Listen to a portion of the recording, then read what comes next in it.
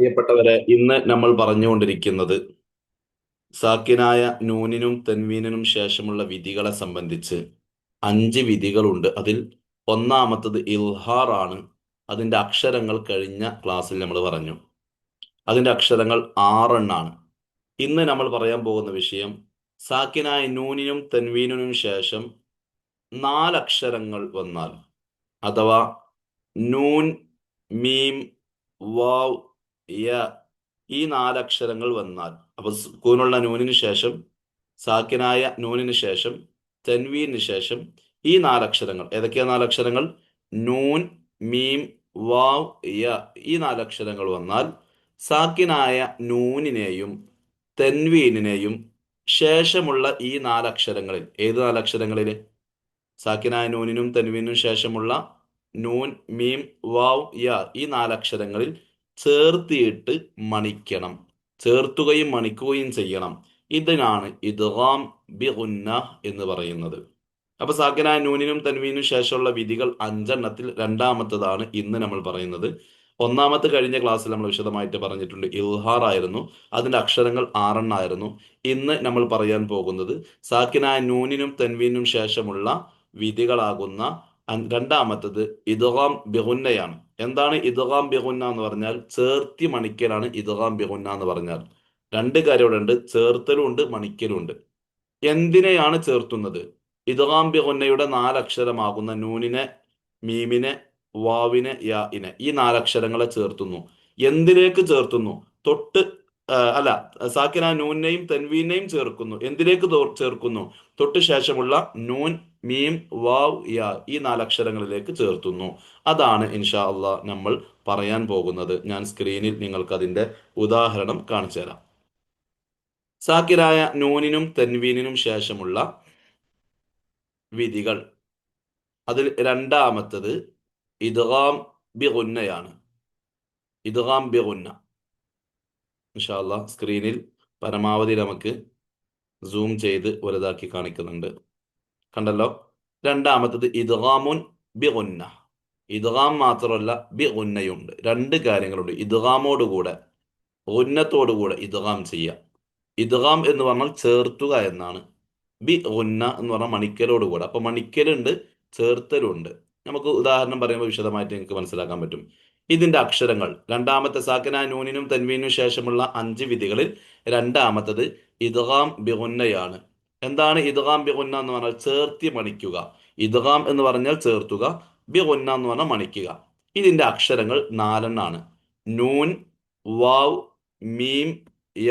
കണ്ടില്ലേ? ഈ 4 അക്ഷരങ്ങൾ നോക്കൂ, നിങ്ങൾ സ്ക്രീനിൽ നോക്കൂ. ഈ 4 അക്ഷരങ്ങൾ സാക്കിനായ നൂനിനും, നൂനിന്റെയോ തെൻവീനിന്റെയോ ശേഷം, സാക്കിനായ നൂനിന്റെയോ തെൻവീനിന്റെയോ ശേഷം വന്നാൽ, സാക്കിനായ നൂനിനെയും തെൻവീനിനെയും ശേഷമുള്ള 4 അക്ഷരങ്ങളിൽ ചേർത്തി മണിച്ച് ഓതണം.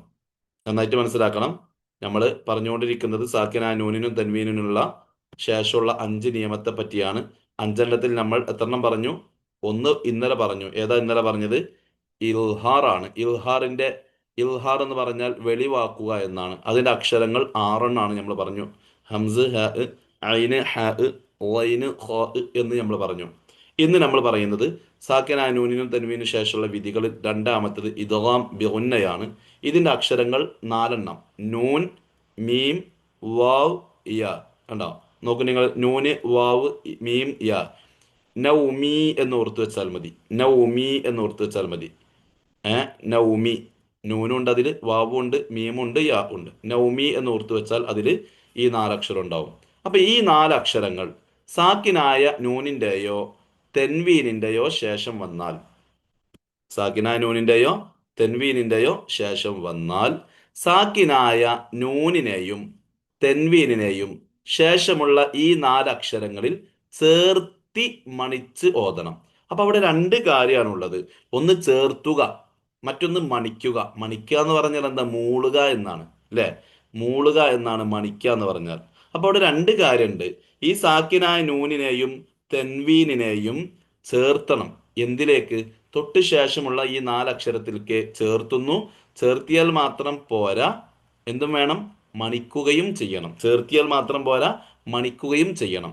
അപ്പൊ സാക്കിനായ നൂനിനെയും തെൻവീനിനെയും ശേഷമുള്ള നൂനിലേക്കും വാവിലേക്കും മീമിലേക്കും യായിലേക്കും ഏതാണോ അക്ഷരം വരുന്നത് ആ അക്ഷരത്തിലേക്ക് ചേർത്തുകയും ചെയ്യുന്നുണ്ട്, മണിക്കുകയും ചെയ്യുന്നുണ്ട്. അപ്പോഴാണ് ഇദ്ഗാം ബിഗുന്ന ഉണ്ടാകുന്നത്. ഇനി ഉദാഹരണം നമുക്ക് പറയുമ്പോൾ വളരെ സ്പഷ്ടമായിട്ട് നിങ്ങൾക്ക് മനസ്സിലാകും. നോക്കൂ നിങ്ങൾ ഉദാഹരണം. മിൻ നിഅമത്തിൻ. മിൻ നിഅമത്തിൻ.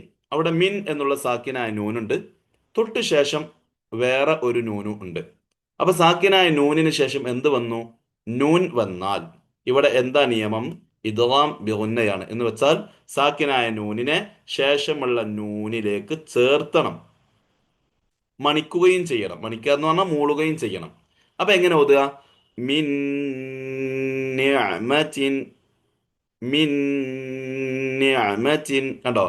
മിനി നിഅമത്തിൻ എന്ന് പറയൂല. എന്തുകൊണ്ട്? ഒന്നാമത്തെ നൂന്, സാക്കിനായ നൂനിനെ ശേഷമുള്ള നൂനിലേക്ക് ചേർത്തുകയും മണിക്കുകയും ചെയ്യുന്നുണ്ട്. ചേർത്തി കഴിഞ്ഞാൽ പിന്നെ ഒന്നാമത്തെ നൂനിനെ കാണൂല. അതുകൊണ്ടാണ് മിനി നിഅമത്തിൻ എന്ന് പറയാത്തത്. പിന്നെ എങ്ങനെ പറയുന്നത്? മിൻ നിഅമത്തിൻ. നമ്മൾ മനസ്സിലാക്കണം, സാക്കിനായ നൂനിനും തെൻവീനും ശേഷം നൂനോ വാവോ മീമോ യാ ഒക്കെ വന്നാൽ അവിടെ ഇദ്ഗാം ബിഗുന്നയാണ് നിയമം. എന്താ ഇദ്ഗാം ബിഗുന്ന എന്ന് പറഞ്ഞാൽ? സാക്കിനായ നൂനിന് ശേഷം നൂന് വന്നാൽ, അല്ലെങ്കിൽ തെൻവീന് ശേഷം നൂനോ, അല്ലെങ്കിൽ സാക്കിനായ നൂനിനും തെൻവീന് ശേഷം മീമോ വാവോ യാ ഓ നൂനോ ഏതെങ്കിലും നാലക്ഷരങ്ങൾ നാലക്ഷരത്തിൽപ്പെട്ട ഏതെങ്കിലും ഒന്ന് വന്നാൽ അവിടെ ഇദ്ഗാം ബിഗുന്നയാണ്. ഇദ്ഗാം ബിഗുന്ന എന്ന് പറയുമ്പോൾ അവിടെ രണ്ട് കാര്യങ്ങളുണ്ട്. ചേർത്തുകയും ഉണ്ട്, മണിക്കുകയും ചെയ്യുന്നുണ്ട്. നോക്കൂ നിങ്ങൾ. മിൻ നിഅമത്തിൻ. മിനി നിഅമത്തിൻ എന്ന് നമ്മൾ പറയൂല. എന്തുകൊണ്ട്? ഒന്നാമത്തെ നൂനിനെ രണ്ടാമത്തെ നൂനിൽ നമ്മൾ ചേർത്തുന്നുണ്ട്. ചേർത്തിയാൽ പിന്നെ ഒന്നാമത്തെ നൂനിനെ കാണൂല. നമുക്കറിയാം, ചായയിൽ പഞ്ചസാര ഇട്ട പിന്നെ പഞ്ചസാരയെ കാണുമോ? ഇല്ല. പിന്നെ നമുക്ക് എങ്ങനെ കാണുള്ളൂ?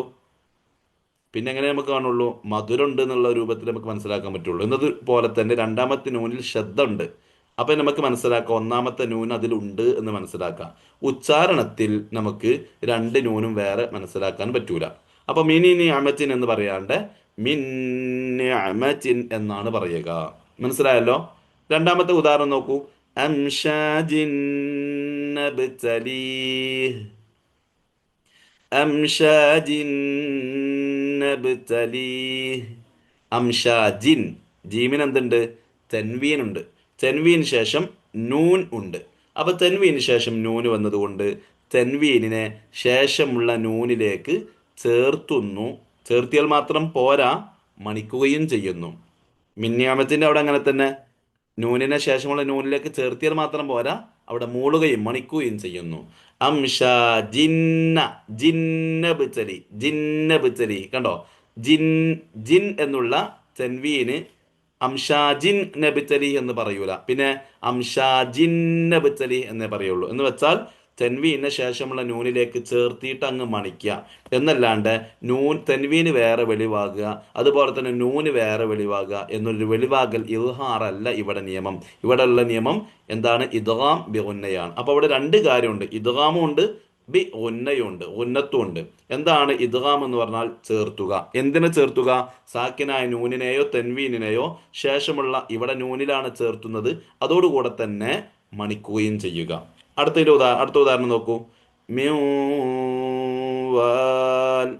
മ്യൂവാൽ. അവിടെ സാക്കിനായ നൂനിന് ശേഷം വാവ് വന്നതുകൊണ്ട്, സാക്കിനായ നൂനിന് ശേഷം നമുക്കറിയാം ഖുർആനിൽ എവിടെ സാക്കിനായ നൂനും തെൻവീനും വന്നാൽ അവിടെ 5 നിയമമുണ്ട്. അതിൽ രണ്ടാമത്തെ നിയമമാണ് ഇദ്ഗാം ബിഗുന്ന. അതിന്റെ അക്ഷരങ്ങൾ 4 നാലക്ഷരത്തിൽപ്പെട്ട ഒരു അക്ഷരമാണ് വാവ്.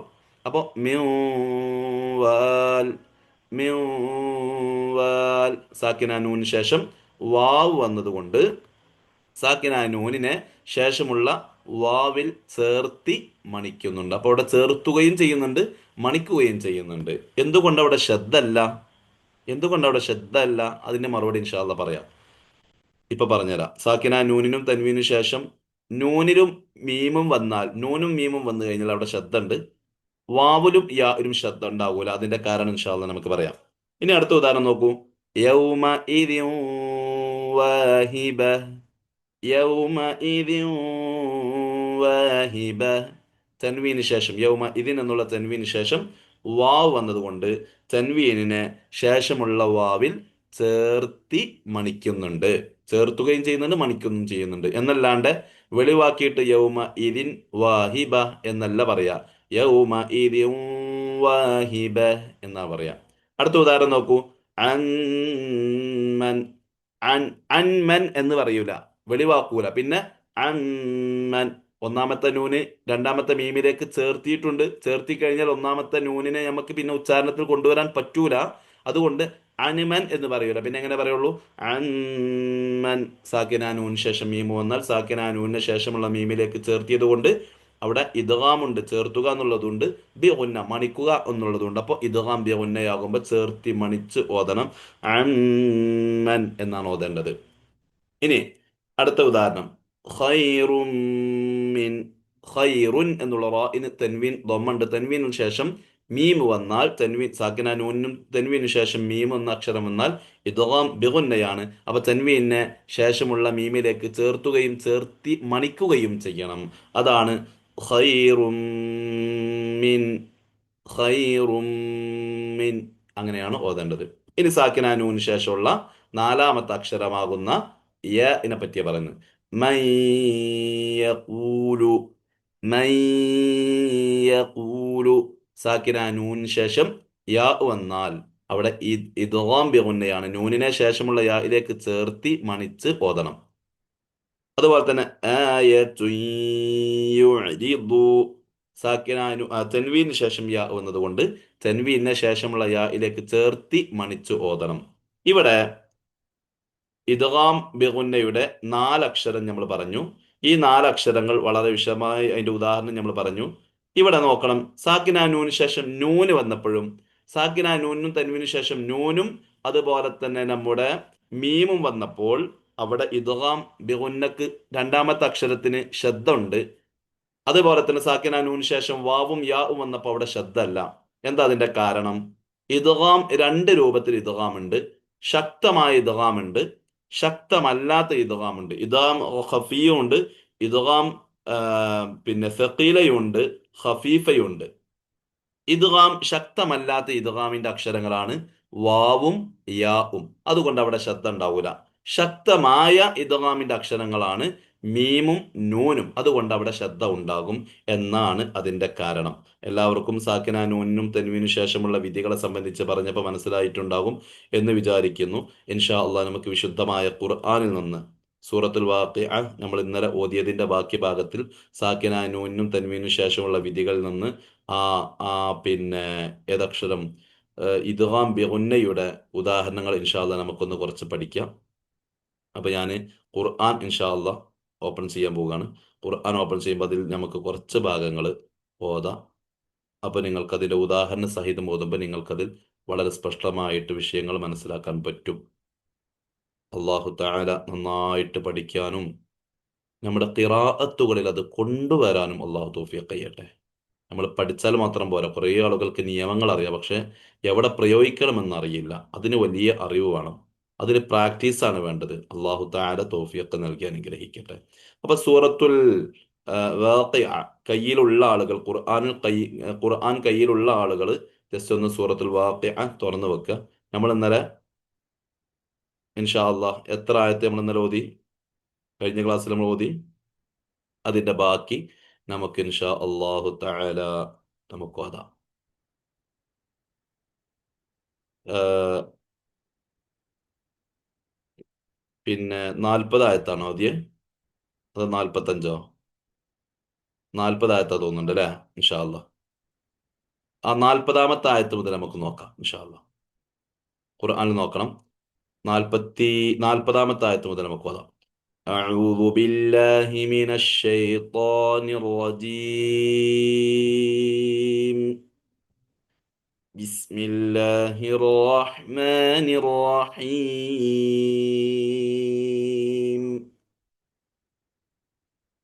ثلة من الآخرين.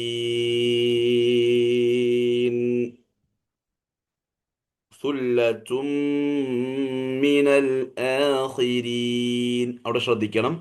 അവിടെ തെൻവീന് ശേഷം മീമ് വന്നിട്ടുണ്ട്. തെൻവീന് ശേഷം മീമ് വന്നിട്ടുണ്ട് അല്ലേ? സാക്കിനായ നൂനോ തെൻവീനോ ശേഷം മീമ് വന്നാൽ ഇദ്ഗാം ബിഗുന്നയാണ് നിയമം എന്ന് നമ്മൾ പഠിച്ചു കഴിഞ്ഞു. അപ്പൊ തെൻവീന് ശേഷമുള്ള മീമിലേക്ക് ചേർത്തുകയും മണിക്കുകയും ചെയ്യുന്നു. അപ്പൊ എങ്ങനെ ഓതുക? വസുല്ലത്തും മിനൽ ആഖിരീൻ وأصحاب الشمال ما أصحاب الشمال في سموم وحميم. അവിടെയും ഒരു നിയമമുണ്ട്. ഫീ സമൂമിൻ വ തൻവീന് ശേഷം മീമ് വന്നതിന്റെ ഉദാഹരണം. നേരത്തെ തൻവീന് ശേഷം മീമ് വന്നതിന്റെ ഉദാഹരണം തന്നെയായിരുന്നു സുല്ലത്തുമിൽ ആഖിരീൻ്റെ അവിടെ. ഇവിടെയും തൻവീന് ശേഷം മീമ്. ഫീ സമൂമിൻ വ ഹമീം. തൻവീന് ശേഷം മീമ് വന്നതിന്റെ ഉദാഹരണം. അപ്പൊ തൻവീന് ശേഷം മീമ് വന്നപ്പോ തൻവീന് ശേഷമുള്ള വാവിൽ ചേർത്തി ചേർത്തുകയും ചെയ്യുന്നുണ്ട്, മണിക്കുകയും ചെയ്യുന്നുണ്ട്.